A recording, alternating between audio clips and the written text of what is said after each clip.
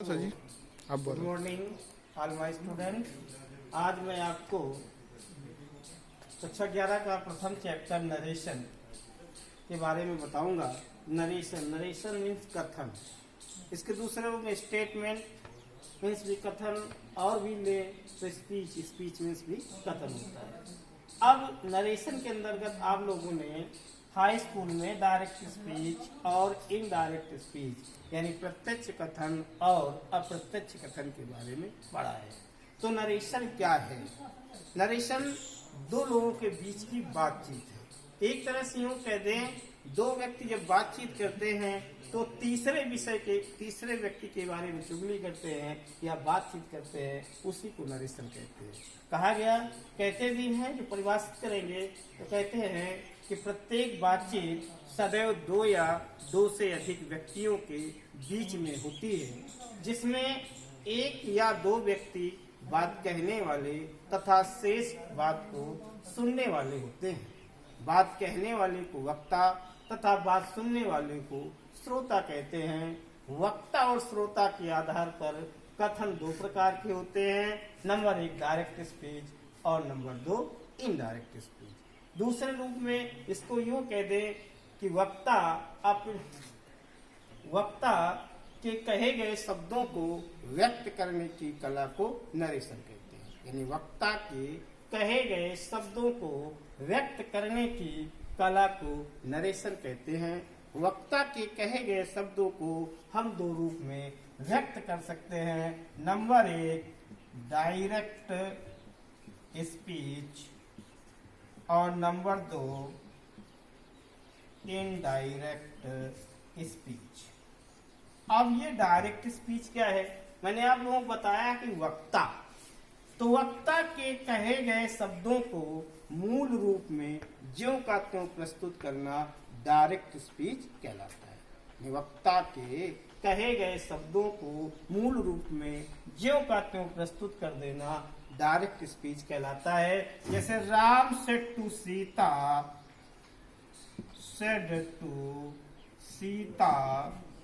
Comma inverted comma Radha is singing a song. Ram said to Sita comma inverted comma Radha is singing a song. यह जो बात लिखी हुई है, दो वाक्य लिखे हुए हैं, ये दोनों बातें डायरेक्ट स्पीच में लिखी हुई। उदाहरण से हमें ज्ञात होता है कि डायरेक्ट स्पीच में हमें दो भाग दिखाई दे रहे हैं। एक भाग दिखाई दे रहा है राम सेड टू सीता और दूसरा भाग दिखाई दे रहा है Radha is singing a song. तो जो राम सेड टू सीता है, इसको कहते हैं रिपोर्टिंग स्पीच। और जो Radha is singing a song है, इसे कहते हैं रिपोर्टेड स्पीच।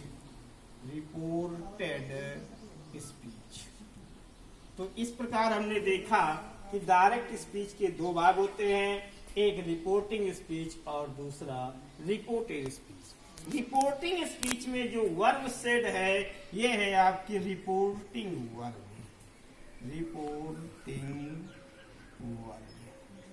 ये आपकी है रिपोर्टिंग वर्ब, और ये जो पूरा भाग है ये रिपोर्टिंग स्पीच कहलाता है। यूं कह दे कि रिपोर्टिंग स्पीच में के 3 अंग होते हैं। नंबर 1 सब्जेक्ट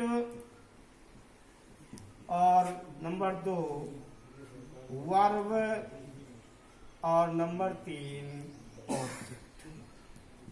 तो रिपोर्टिंग स्पीच के 3 भाग होते हैं, सब्जेक्ट, वर्ब और ऑब्जेक्ट। तो जो रिपोर्टिंग स्पीच में जो वर्ब होती है, उसे ही रिपोर्टिंग वर्ब कहते हैं। तथा दूसरा भाग जो हमारे सामने है, Radha is singing a song, ये रिपोर्टेड स्पीच है। और ये देख रहे हैं इन्वर्टेड कामाज के अंदर लिखी हुई है। तो ये वक्ता की कही हुई बात है। जो कुछ वक्ता ने कहा है, उस बात को हमने इन्वर्टेड कामा में दर्शाया, और वो इन्वर्टेड कामा के अंदर वाला भाग रिपोर्टेड स्पीच है। Reporting verb.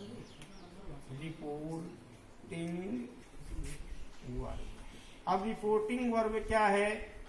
वक्ता अपनी बात जिस फाइनाइट वर्ब में कहना प्रारंभ करता है उसे रिपोर्टिंग वर्ब कहते हैं, तथा यह सदैव इन्वर्टेड कामाज के बाहर होती है, या यूं कह दे इन्वर्टेड कामाज के बाहर वाले अंग को रिपोर्टिंग वर्ब कहते हैं। उपरोक्त उदाहरण में राम सेड टू सीता में सेड रिपोर्टिंग वर्ब है, रिपोर्टिंग वर्ब है। राम सेड टू सीता में सेड रिपोर्टिंग वर्ब है और राम सेड टू सीता ये पूरा भाग रिपोर्टिंग स्पीच है। और इसके बाद में दूसरा नंबर आता है रिपोर्टेड स्पीच।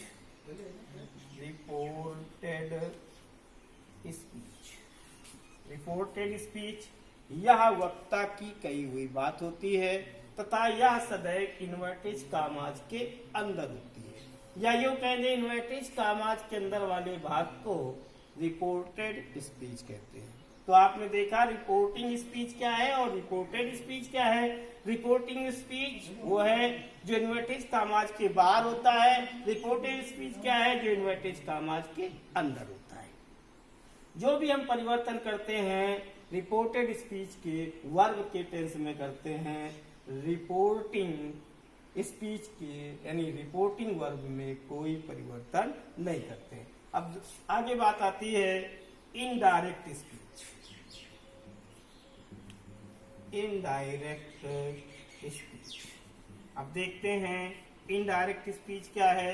वक्ता की कही हुई बात को मूल रूप में ज्यों का त्यों न प्रस्तुत करके उन्हें अपने भाव में व्यक्त करना या उसमें ग्रामर संबंधी परिवर्तन करना इनडायरेक्ट स्पीच कहलाता है। जैसे उदाहरण ऊपर दिया गया था, डायरेक्ट स्पीच में Ram said to me Radha is singing a song, और इसको इनडायरेक्ट बनाएंगे तो राम टोल्ड सीता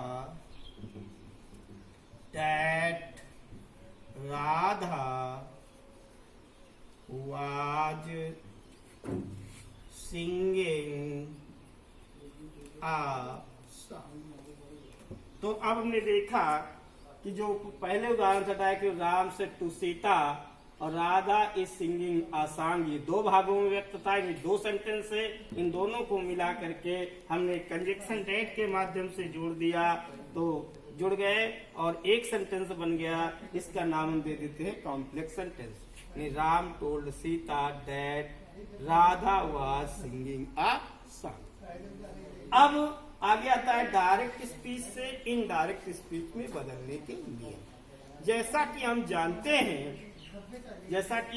हैं कि अर्थ या भाव के अनुसार सेंटेंस 5 प्रकार के होते हैं। Number 1 assertive sentence, number 2